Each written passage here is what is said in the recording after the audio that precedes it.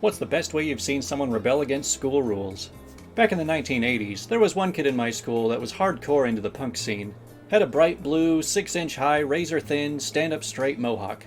The principal gave him detention for being a distraction, and his parting words that day were, "And tomorrow, no more blue mohawk." The next day, the kid came in with the same mohawk, only bright pink. I feel like it's been a long time since the whole, crazy punk mohawk look was the real way to rebel, and I can't even remember the last time I've seen someone that looked like that. No hats in school. In high school junior year, there was this one kid in my grade that was allowed to, due to him having alopecia universalis, which is basically having rapid baldness. A new teacher wasn't aware that he was allowed to, and asked him to take it off. The kid explained why he was able to, but the sub didn't believe him, forced him to take it off, and was being very cruel to him for wearing the hat, and for his lack of hair. The next day, everyone wore hats to school as sort of a rebellion against the teacher. She really got mad and started yelling at the students, and said some nasty things. She got fired. When it comes to most problems in life, it's generally hard to get a whole bunch of people together to organize some sort of mass protest. But I guess when you're in a school and everybody just kind of hates it the same, I guess it's just kind of impressive just how easily some people are able to organize something like this. Senior year, my school banned jackets. A friend was cold, he wore his jacket to lunch, and the VP told him to take it off. My friend pulls out the student handbook and asks where it says he couldn't wear it. The VP flips for a while and ends up showing him the "or anything the administration seems disruptive" clause. My friend rolls his eyes but takes off his coat. The next day, the friend comes in with the same tweed sport coat the VP wore every day. Alright, but what kind of rule is no jackets allowed anyway? I know Columbine was a scary thing, but there is such a thing as overreacting. After the Columbine shooting, our school banned black trench coats. For the most part, nobody cared, except the mysteriously gothic trench coat kid. He had worn a trademark black trench coat every single day because it made him different. And then all of a sudden the school tells him he can't do that anymore. So the kid went out of his way to find, or make, different colored trench coats and wore those instead. My favorite one was covered in duct tape. Man, it's always so weird to me when I make a comment about something, and then the next story jumps exactly into what I was just talking about. These things aren't planned, I promise. I was at a private school that had rules about the length of boys' hair. One guy in particular always ignored the rule, and the administration would tell him to get a haircut every so often, but he never did. Eventually, when his hair got about down to his shoulders, the principal pulled him aside and told him his hair was twice the allowed length, and by the next week it needed to be shortened by half. Monday rolls around and he comes in with half of his head shaved, and the other side was as long as ever. We were impressed by literal interpretation of the principal's requests, but it still ended up with him getting a suspension for a week, and he had to shave the other side before he could come back. Well dang, if shoulder length is twice the length, then what am I, 5 or 6 times the length? Just after the Virginia Tech shooting, when I was in high school, the administration banned backpacks and messenger bags. Purses were okay though. One guy shows up to school with a purse. They suspended him for 2 days. The next day, most of the guys showed up with purses, carrying all their things. They lifted the backpack ban. Okay, I know that it's such a cliche for a lot of kids to say, schools are all just like prisons, but with just how insanely strict they are with the dumbest little things now, it's beginning to sound more and more like an actual prison. After 9/11, my school made a rule where we had to wear our school IDs. They went overboard quick, handing out detention to anyone who didn't wear one. One kid had his ID blown up and put on a shirt. On the back it said, "Yes, I'm wearing my freaking ID." He got detention for not wearing it with the shirt. Well, now we've covered 3 major tragedies. It's just like that old government saying, never let a good crisis go to waste. Last day of senior year, we started a food fight at lunch. And by food fight, I mean we drew angry faces on an orange and an apple, then faced them towards each other, made a big circle around them, and we all reacted like we were watching a fight. All the security guards ran to break up the fight, only to make their way to the middle of the circle to find 2 pieces of fruit sitting on the ground. There's gotta be so many school administrations that are just like, I don't understand these kids. Every time we try to stop them from doing something bad, they just do the weirdest things. We don't know what they're doing. A buddy of mine was caught messing with his phone during class. Back then, the school rules were that if you were caught, your phone was confiscated for an entire day, and you couldn't get it back until the next day. This was before smartphones, and the rules have changed since the 10 years that I graduated there. So, Buddy hands in his phone, but doesn't seem too worried about it. He waits a couple of classes until lunch break, and asks me to come with him. He's gonna get his phone back. We go to the staff room, where the confiscated phones were held, and ask the teacher there if he could copy down a phone number into my phone, so he could call his dad later that day. The teacher agrees, and gives him the phone. I hand him mine, and we wait for him to copy the number. When he's done, he gives me mine back, and sticks his own phone in his pocket. He was known as a bit of a joker, so when he jokingly said, "Well, thanks a lot, see ya," the teacher immediately laughs, tells him to stop messing about, and to give his phone back. Laughing and joking about being caught, he does. But not really. See, he had a second phone, exact same model, except this one was broken. Wouldn't charge anymore, he said. So when he stuck his good phone in his pocket, it was right next to the broken one. When the teacher made him give back the phone, he just gave back the broken one. It was the best switcheroo I've ever seen in my time at that school. He was so fluent, so nonchalant about the whole thing. It was amazing to see. Alright, so if you're carrying around a decoy phone all day, just in case your main one gets taken away, why didn't you just give up the decoy one in the first place? A friend was told in high school by his guidance counselor not to waste his time applying to his dream school because he wouldn't get in. He got pissed off and went to the principal, who told him it was the counselor's job to give her the best opinion, so he trusts whatever she says. He applied anyway and got in. He took the acceptance letter, made a copy, and taped them both to the principal and counselor's door with, "Thanks for nothing," written on both. He didn't even go to that school. He couldn't afford it, but it was the principle of the matter. See, sometimes having a chip on your shoulder is even better than having support. We had an awful Spanish teacher in middle school who collectively punished the class by making us write the same sentence 100 times over in detention. One of these occasions, my friend and I asked if we could type our detention in the computer lab. This was when computers in schools were a new thing, so we could improve our typing speed, and she said yes. Anyway, we didn't do much typing, but did learn how to write a basic program that printed the same line 100 times over. Yeah, you could do that, or there's also just Control-C and Control-V. When I was in high school, there was a rule implemented that if you showed up late to school, you had to go to the front office to get a detention slip. You would then have to give it to the teacher for that period, who would then mark it down, and you were required to go to lunch detention for that day. I figured out by the third slip that literally no one cared. Teachers, security, or students. So when I was subsequently late for the rest of the year, I would take out an old slip that I had from a previous detention, walk through school, give it to my teacher to mark down, then take it back to give it to the lunch detention supervisor. But I never went to detention because the front office didn't have record of me being late. I was late no less than 50 times my senior year, only having been reprimanded the initial 3 times. I even told my parents about it after I graduated, and even they agreed it was dumb and funny. See, they're the type of people that love to just micromanage and try and control everybody, but if those people are at the very top of the chain, a lot of the people under them don't really have that sort of drive to enforce all of that, so it essentially just never goes anywhere. We had a French teacher who was really bad, and most people barely tolerated.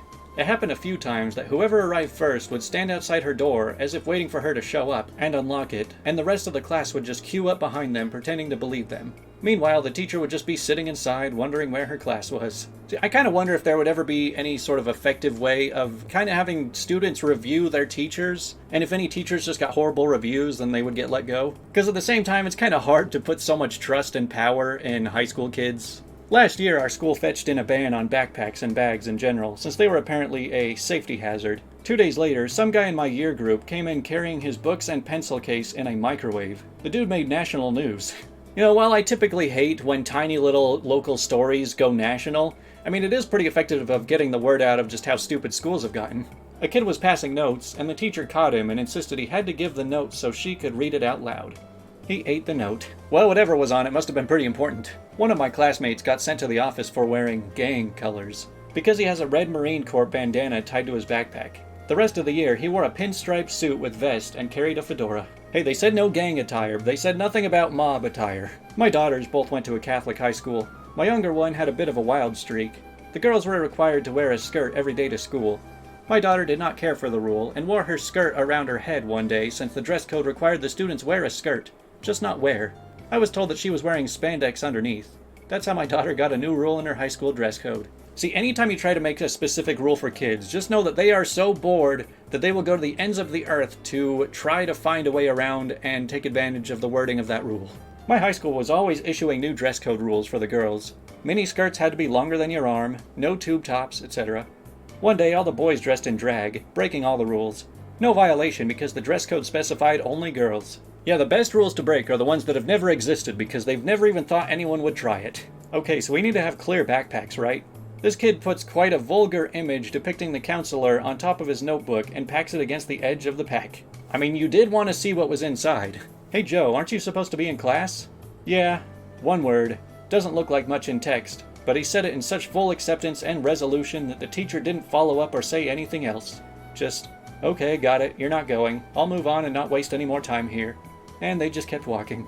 Sometimes attitude is everything. Sometimes you can say a lot with a single word. Yeah, I felt this one firsthand when I was in an engineering class in my junior year, because there were a handful of kids that were they did alright, but the teacher was just so hard on them and so strict. Yet there was me and a couple of kids that were really slackers, and the teacher just never cared that we weren't doing much. My friend showed up to class one day and the teacher said, "Hey, what caused you to miss my class yesterday?" And he just says, "Impulse." And the teacher just laughed and walked away. I went to a Catholic grade school growing up that had a strict boys' hair length policy. It couldn't touch the collar of your shirt, and I wanted long hair. So the principal came in one day to talk to the class. When she was leaving the room, she called me out for my long hair in front of my classmates. My response was to point to the cross hanging above the door and said, "Jesus had long hair." She didn't know what to say right away and seemed embarrassed, but then pulled me outside and yelled at me to get it cut. Don't mess with Catholic nuns. See, I love all these long-haired guy representations in this video. I mean, I didn't actually grow my hair out until I was an adult, so I didn't really have any experience of doing this in high school, but I kinda doubt that any of the teachers would have cared much. In my private school, boys were required to wear a collared shirt. It wasn't really enforced, until one day it was. I was wearing a sweater without a collared shirt underneath, and I had to go back to the dorm and change. I argued that I didn't look ratty or underdressed at all, but they said rules were rules. The next day I wore a white t-shirt with a collar stapled to it. It looked terrible, but rules are rules. You know, I like this one. It's unique, but it still fits the title perfectly. This was prior to smartphones in 2002. One of my classmates was a regular class clown. He would buy brownies in the cafeteria and roll them up in his hand so they looked like a convincing piece of poo. He would then do all sorts of antics with this poo, put it on seats or throw it at people, what have you. Obviously the school staff caught on and he got in trouble. This guy didn't go quietly though. He was required to sit alone in lunch for the entire school year. There were months left before summer. The one teacher who made sure his punishment was severe made regular rounds of the lunchroom to maintain order. She would pass his lone seat during her rounds. One day he made another very convincing pastry-sourced poo and had it ready for when she passed. The entire lunchroom was watching out of the corner of their eyes while maintaining an alibi conversation with the people close to them. When she passed, he stood up and snuck behind her and slipped the pastry poo in her purse that she was carrying on her shoulder, and he quickly ran back to his seat. The lunchroom burst into laughter, and the teacher had no idea why. Until later, of course. The dude was an artist at rebellion. Well, hey, we all have fun in our own ways, I guess. In 3rd grade, in the early 90s, my brother did not want to participate in some sort of multiple class activity. He just hung around the edges until a teacher approached him and told him, "Now dear, you can't be here without participating."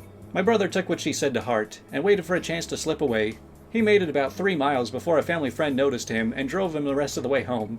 I remember Mom being upset at him, but even more angry at the school for taking 4 hours to notice he was gone when they took a head count after lunch. Man, it's crazy just how different school was in the 90s. And that's not me just blowing smoke. I'm pretty sure I started kindergarten in 98 or 99. Had vending machines outside the buildings. But due to some idiot vandalizing them, this understandably pissed the school board off. The machines were put off limits, but could not be powered down due to some kind of contractual obligation of constant availability. In an effort to combat that, faculty were posted at the machines during class changes to prevent purchases. But thankfully, no one was posted at the machines during class time. Mind you, this was in the 97 to 99 era. We weren't happy, as that was our sole source of caffeine on campus. We decided to heck with that and made purchases during class. So me, being the lithe, tiny guy I was conscripted to be the buyer.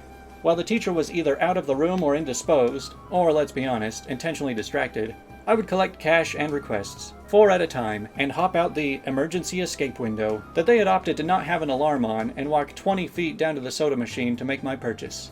This went on for some time until the drink companies lambasted the school board for not restocking their dwindling supplies. They put 2 and 2 together and realized that purchases were still being made. Apparently I was not the only gopher, and lifted the ban on my last year. You know, that seems like a really good use of school money. You know, buying vending machines and then also paying your staff to block them from being used. It wasn't a big defiant act or anything, but I loved it and it always stuck with me. One day in high school, we had a particularly hard snow. We were certain school would be canceled. But womp womp, no dice. No one was allowed to leave the building during lunch. But a bunch of kids said screw it that day, and ran outside to have a big snowball fight. We all watched as they had an awesome time, and a couple of randos joined in. They all got detention, but I know it was worth it. It was so simple and harmless, and I remember it almost 15 years later. I know a lot of people, especially in the north, like to brag like, oh man, we had to go to school no matter what. It didn't matter how much snow we got. I mean, I personally live in Utah, we get plenty of snow, and I don't remember getting a single snow day, like a full day off, my entire 12 years in school. So I went to high school in South Texas, an area in which it almost never snows. For me, this doesn't mean anything, but I have lived in most of the north for my life, so I know what it's like to play in the snow. However, somehow it ended up snowing overnight. And by snowing, I mean like what snow looked like in the north, deep and not just thin and watery. These were immensely heavy flakes. We were all sure that they would cancel school because Texas does not have salt machines or snow plows, and roads were super slick. A lot of parents didn't want their kids to go to school because they didn't feel comfortable with a bunch of new high school drivers on ice. Yet, alas, they of course did not cancel school. A little rain knocks out our whole district, but a foot of snow and nothing. My mother made us take the bus, because although she felt comfortable driving in snow, being from Illinois, Texas drivers are more aggressive, and the roads weren't properly cleared. I took the bus, and it was like being on a safari tour. Kids were taking pictures of the icicles on trees, all wide-eyed. It was funny. Once we got to school, though, the campus looked like a war zone. No one would go inside, and instead resorted to snowball fights on the entire campus and the parking lots. Once the bell rang, of course no one went inside. I watched from the window as the vice principal went to the front of the school and commanded the kids inside, of course getting nailed in his bald head by snowballs. He finally managed to round up the rogue kids, and we all went about first period. I had a relaxed teacher who knew no one would pay any attention. Since half the class was missing anyway, she let us act out the Civil War with snowballs and took us outside. While we were playing outside, we all paused as we heard the fire alarm went off. The school came pouring out for the next 2 periods. Dude that pulled the fire alarm is a legend and lives on at our school to this day. He did in fact get arrested, along with another kid that thought it'd be smart to throw ice at a cop. That was the one time I saw the high school completely not have a handle on anyone. And again, there was a story of something that I was just barely talking about. But that's all the stories for this video. I feel like this one's kind of a long one. But hey, there's no rules saying that I have to make short videos. So, say goodbye, Faye.